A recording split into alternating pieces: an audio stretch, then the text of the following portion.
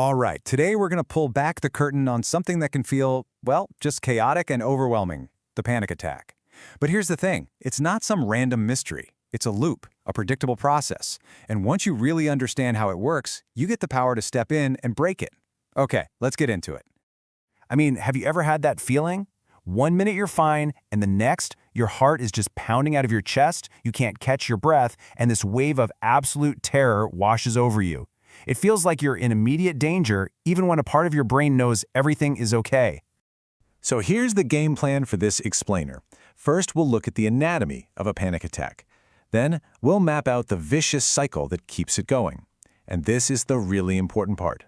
We're going to pinpoint the exact moment you can intervene, give you a solid system for challenging those thoughts, and finally, show you how to build a whole new, healthier cycle. Okay, so let's start at square one.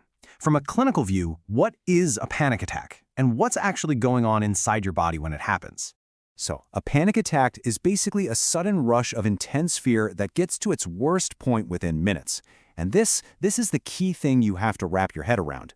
While it feels absolutely 100% terrifying, like you're dying or losing your mind, the actual physical event itself isn't dangerous. So when you look at all these sensations, here's what's so fascinating. Every single one of them is just a normal part of your body's fight-or-flight response. It's just that the alarm is cranked up to 11 for no good reason. These are real feelings. Your body is actually doing this. And just recognizing them as a predictable pattern is the first step to taking their power away. All right, now we're getting to the heart of it all, what we call the vicious cycle. Think of this as the engine that keeps the panic running. And you know what? Understanding this engine is the key to finally shutting it down. So here's the whole loop. Kind of like a bird's eye view. It all starts with a simple trigger, which leads to you perceiving a threat, which causes apprehension and more body sensations. But the absolute key, the linchpin of the whole thing, is that fifth step, the catastrophic interpretation.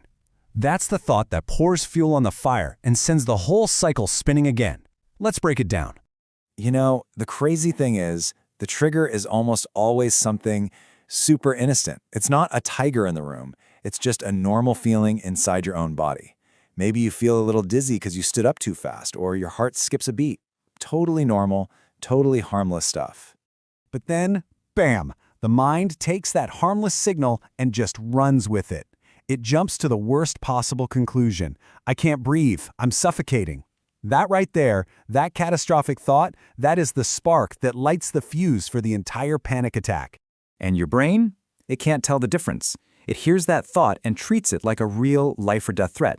So it does what it's built to do. It sounds the alarm, floods your system with adrenaline, and suddenly you get more sensations. Now your heart is pounding, you're breathing faster, your muscles get tight, you're ready for a fight that doesn't exist.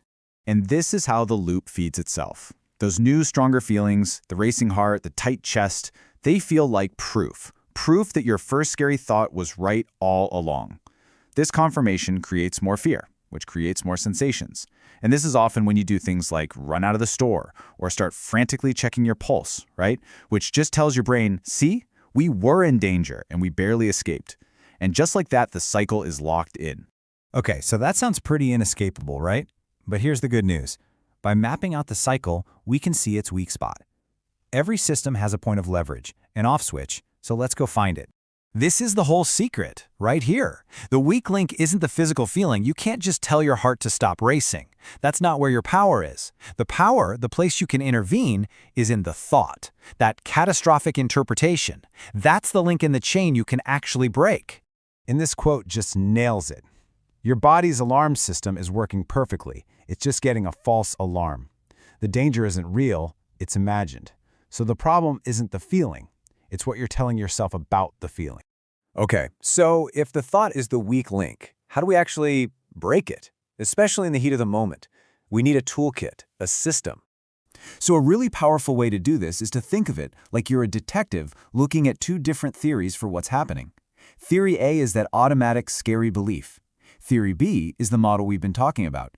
And your job is to just pause and ask, okay, which theory actually has more evidence right now? And this is what it looks like when you do that work. You're not pretending the feeling isn't there. Nope. You are actively giving it a different, more accurate, and way less scary label. You're swapping out the catastrophic thought for a realistic one. So how do you do that in the moment? Here's a simple system you can use, like a 60-second reset. Let's call it the ARS system. First, A, ask.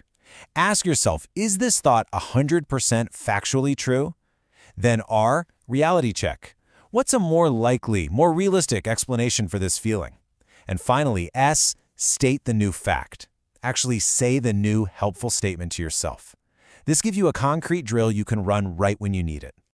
And what's so cool is that when you practice this, when you use a tool like the ARS system over and over, you're not just stopping one panic attack, you're literally building a new road in your brain. You're turning that vicious cycle into a virtuous one. And this is it. This is that vicious red loop we saw earlier, finally turning green. The new cycle looks similar, but with one massive difference.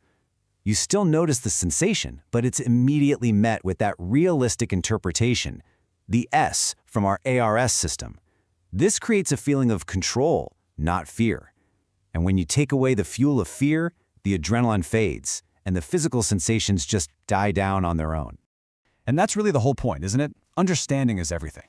Once you see the panic isn't some random monster, but a predictable system that keeps itself going, you realize it can also be systematically taken apart.